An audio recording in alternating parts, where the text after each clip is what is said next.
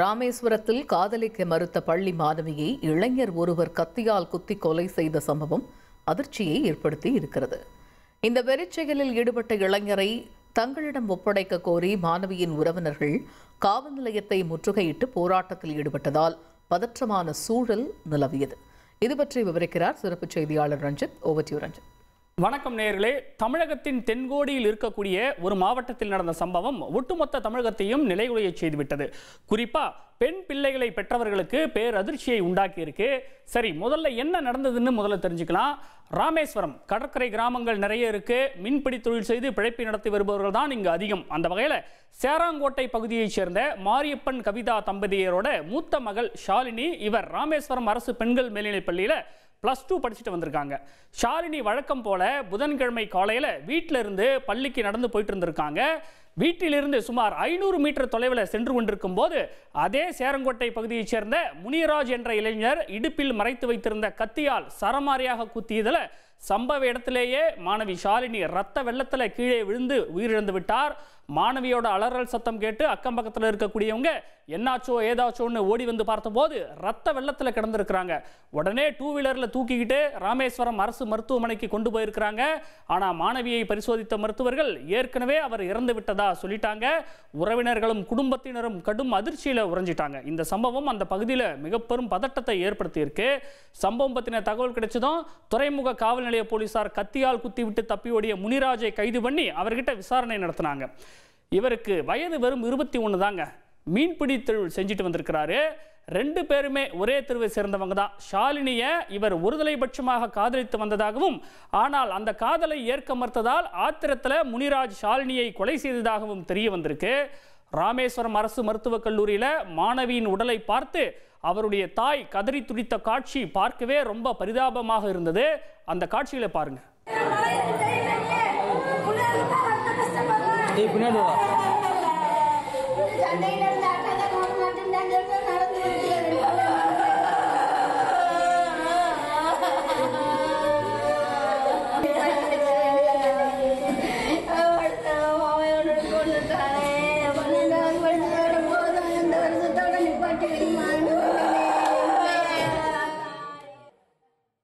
+2 படித்து வரக்கூடிய மாணவி ஷாலினியை அந்த இளைஞர் ஒன் சைடா லவ் பண்ணிட்டு வந்திருக்கிறாரு.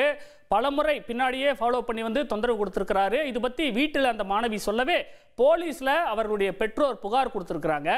ஒரு 15 நாளைக்கு முன்னதான் போலீஸ் வந்து வான் பண்ணிட்டு போயிருக்கிறாங்க. இப்படிப்பட்ட சூழலில் தான் இந்த கொலை சம்பவமானது அரங்கேறி இருக்கு. அந்த மாணவி நன்றாக படிக்கக்கூடியவர். பாவம், எத்தனை கனவுகள் இருந்திருக்கும். படுபாவி இப்படி அநியாயமாக கொண்டுட்டானேன்னு அவருடைய உறவினர்கள் ஆத்திரத்தில் ராமேஸ்வரம் மருத்துவமனையில் கூடி போலீசாரோட வாக்குவாதத்தில் ஈடுபட்டது பரபரப்பை ஏற்படுத்தியது. அது மட்டும் இல்லாமல் காவல் நிலையத்தையும் முற்றுகையிட்டு அவங்க போராட்டம் நடத்தினாங்க. அந்த காட்சிகளை பாருங்க.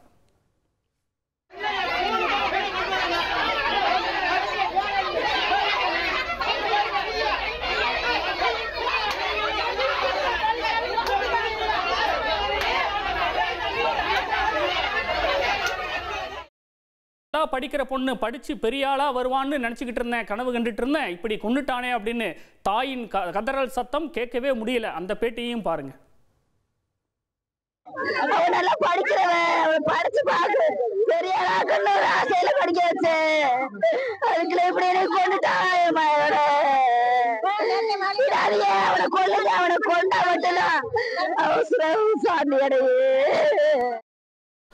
இப்போ இந்த சம்பவத்தை தொடர்ந்து அந்த பகுதிவாசிகள் எல்லாமே வந்து ஆத்திரத்தில் ரொம்பவே வந்து கொந்தளிக்க ஆரம்பிச்சிட்டாங்க. ராமேஸ்வரத்தில் குறிப்பாக பள்ளி செல்லக்கூடிய பெண் குழந்தைகளுக்கு பாதுகாப்பே இல்லை, காவல்துறை அதிகாரிகள் உரிய நடவடிக்கை எடுக்கிறதில்ல அப்படின்னு அவர்களுடைய ஆதங்கத்தை வந்து கொட்டியிருக்கிறாங்க. அது மட்டும் இல்லாமல் பாருங்க, இந்த குறிப்பிட்ட அந்த ராமேஸ்வரம் அரசு மருத்துவமனையில் போதிய வசதிகள் எல்லாம் இல்லை. ஏதாவது ஒரு சின்ன காய்ச்சல் வந்தால் கூட எங்களை வந்து ராமநாதபுரத்துக்கு போக சொல்கிறாங்கன்னு பொதுமக்கள் எல்லாமே அவர்களுடைய ஆதங்கத்தை கொட்டியிருக்கிறாங்க. அந்த பேட்டியை பாருங்க.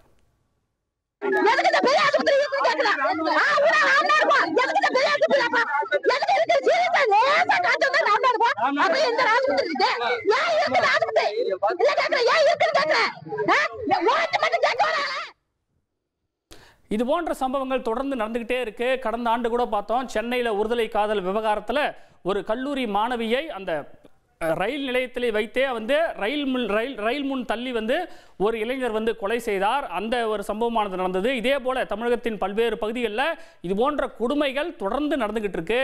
இதற்கு என்னதான் வழி, எப்படி இந்த சம்பவங்களை நாம் தடுக்கிறது? குழந்தைகள் உரிமை ஆர்வலர் சரண்யா ஜெயக்குமார் தற்போது நம்மிடையே இணைந்திருக்கிறார். மேடம், தொடர்ச்சியாக இது மாதிரியான சம்பவங்களை பார்த்துக்கிட்டு வரோம். இந்த சம்பவத்தை தடுக்க என்ன வழி? இப்போ 21 வயது கூட இல்லை, அப்படிப்பட்ட ஒரு இளைஞருக்கு எப்படி இப்படி குரூரமாக கத்தியில் குத்தி கொலை செய்யணுங்கிற அந்த ஒரு மனநிலை வருது? சார், இது வந்து ஓவர் நைட்ல திடீர்னு உருவான ஒரு மனநிலையா இருக்க வாய்ப்பே கிடையாது. அந்த பையன் சின்ன வயசுல இருந்து அவங்க வீட்டுல எப்படி வளர்க்கப்பட்டிருக்கிறான், அதிகமா செல்லம் கொடுத்து வளர்க்கப்படலாம், பெரிய வீட்டு பிள்ளைங்க மட்டும்தான் செல்லம் கொடுத்து வளர்க்குறாங்க அப்படிங்கிறது கிடையாது. இன்னைக்கு சாதாரண குடும்பங்கள்ல கூட என் பிள்ளை என்ன பண்ணாலும் அது கரெக்ட் அப்படின்னு சொல்லி வளர்க்கக்கூடிய தாய் தகப்பன் இருக்கத்தான் செய்யறாங்க. அப்போ ரிஜெக்ஷனை வந்து இந்த பையன் எந்த அளவுக்கு வாழ்க்கையில ஃபேஸ் பண்ணியிருக்கான், தோல்விகளை எந்த அளவுக்கு ஃபேஸ் பண்ணியிருக்கான் அதெல்லாம் தெரியாது. அவன் நினைச்சதெல்லாம் நடக்கணும் அப்படின்னு நினைக்கக்கூடிய ஒரு தன்மை இந்த பையனுக்கு இருக்கலாம். அண்ட் ஃப்ரெண்ட்ஷிப் சரியில்லாமல் இருக்கலாம். அவன் பார்க்கக்கூடிய என்டர்டெயின்மெண்ட், மீடியா என்ன மாதிரியான விஷயங்கள் அவனுக்கு சொல்லி கொடுக்குது, இது எல்லாமும் சேர்ந்துதான் அவனை இந்த பிஹேவியருக்குள்ள கொண்டுட்டு வந்திருக்கும். அண்ட் ரொம்ப முக்கியமான விஷயம், இவன் திடீர்னு ஒரு நாள் இந்த மாதிரி செய்திருக்க வாய்ப்பு கிடையாது. கண்டிப்பா இதுக்கு முன்னாடி பல முறை அவன் வந்து மிரட்டி இருக்கலாம், பயமுறுத்தி இருக்கலாம். நீ என்ன லவ் பண்ணலன்னா நான் இந்த மாதிரி பண்ணிடுவேன்னு பல முறை கண்டிப்பா சொல்லியிருப்பான். அந்த பையன் எங்கேயோ ஒரு இடத்துல சொல்லியிருப்பான். நிறைய நேரங்கள்ல இவன்லாம் சொல்லுவான், ஆனா செய்ய மாட்டான். கொலைக்கிற நாய் கடிக்காது அப்படிங்கிற மாதிரியான ஒரு நம்பிக்கையில வந்து இதை அவங்க இக்னோர் பண்ணிருக்கலாம். ஆனா ஒரு மனுஷனோட மூளை எந்த நேரத்துல எப்படி வேலை செய்யும் அப்படிங்கறது நம்மளால சொல்லவே முடியாது. இவனுக்கு வந்து இந்த இமோஷனல் டிஸ்ரெகுலேஷன் அப்படின்னு சொல்றோம் இல்லையா, எந்த நேரத்துல அவன் வந்து ரொம்ப லோவா ஃபீல் பண்றானோ அந்த நேரத்துல இந்த ரிஜெக்ஷன் வரும்போது அவன் அது ஒரு மிருகமா மாத்தும். அவன் என்ன செய்யறான் அப்படிங்கறதே புரியாம அவன் இந்த விஷயங்கள் எல்லாம் செய்யறான்.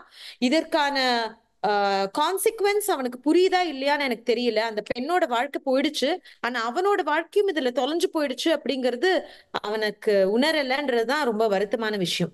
இல்ல, அந்த இளைஞருடைய வாழ்க்கையும் தொலைஞ்சிருச்சு நீங்க சொல்றீங்க. ஆனா சட்டத்தின் பார்வையில் நம்ம பார்க்கும்போது எப்பவுமே வந்து அந்த தண்டனை என்றது ரொம்ப கடுமையாக இல்லாம தானே இருக்கு. அதை நம்ம கடந்த காலத்துல நடந்த பல கேஸ்ல பார்த்துட்டு தானே இருக்கோம். சார், நம்ம ஊர்ல வந்து பெண்களையும் குழந்தைகளையும் பாதுகாக்கிறதுக்கு அழகான சட்டங்கள், ரொம்ப ரொம்ப ஸ்ட்ரிக்டான சட்டங்கள் இருக்கு. ஆனா அந்த சட்டங்களை வச்சு தண்டனை வாங்கி கொடுக்கறதுக்கான வழிமுறைகள் ரொம்ப ரொம்ப ஸ்லோவா இருக்கு. அதை நம்ம அக்செப்ட் பண்ணிதான் ஆகணும். இப்ப இந்த கேஸ்லயே இவருக்கு எத்தனை வருஷம் கழிச்சு தண்டனை வாங்கி கொடுக்க முடியும் அப்படிங்கிறது இன்னும் கேள்விக்குறியாதான் இருக்கு. அப்போ டெட்ரன்ஸ் அப்படிங்கிறது அதனாலதான் இல்ல. டெட்ரன்ஸ்னா என்ன, ஐயோ இந்த விஷயத்த நம்ம செய்யக்கூடாது, நமக்கு தண்டனை கிடைச்சிருமே அப்படிங்கிற பயம் மக்களிடையே, இந்த மாதிரி செய்யறவங்களிடையே இன்னும் கம்மியா தான் இருக்கு. வன்முறை குணங்கள் தான் இதுக்கு காரணம்னு சொல்றீங்களா?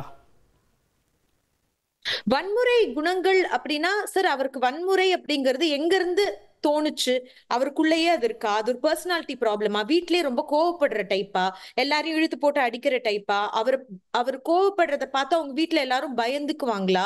அப்போ அவரு எப்படி ஒரு கண்ட்ரோலிங் பர்சனா இந்த சொசைட்டிக்கு தன்னை நிரூபிச்சிருக்காரு. அப்ப இந்த வயலன்ஸ் மூலியமா தான் நிரூபிச்சிருக்கணும்.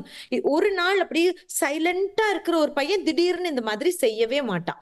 எங்கேயோ ஒரு இடத்துல அவன் ஒரு கோவக்காரனா தான் இருந்திருப்பான். அவனோட கோபம் அடக்கி வச்சிருந்து இந்த ஒரு விஷயத்துல இப்படி வெளிப்பட்டிருக்கு. அவனோட மிரட்டலுக்கு யாரும் பயப்படல, அதனால இப்படி வெளிப்பட்டிருக்கு அப்படின்னு தான் நான் சொல்லணும். நிச்சயமா மேடம். இணைப்பில் வந்து உங்களுடைய கருத்துக்களை பகிர்ந்து கொண்டமைக்கு மிக்க நன்றி மேடம். நேர்களே, இந்த சம்பவத்தை பொறுத்த வரைக்கும் அந்த சம்பந்தப்பட்ட இளைஞர், அதாவது கொலை செய்த இளைஞர் வந்து அந்த மாணவியின் பெயரை வந்து தன்னுடைய மார்பில் பச்சை குத்தி இருக்கிறார். அந்த அளவுக்கு வெறித்தனமான ஒரு காதல். இப்ப நம்ம குழந்தைகள் உரிமை ஆர்வலர் சொன்ன மாதிரி அவருடைய அந்த குணமே அப்படின்னு பார்த்தீங்கன்னா ரொம்பவே மிகுந்த வன்முறை குணமாக கூட இருந்திருக்கும். அதை அவர்களுடைய பேரண்ட்ஸ்க்கு நிச்சயமாக தெரிஞ்சிருக்கும் என்பது குறிப்பிடத்தக்கது.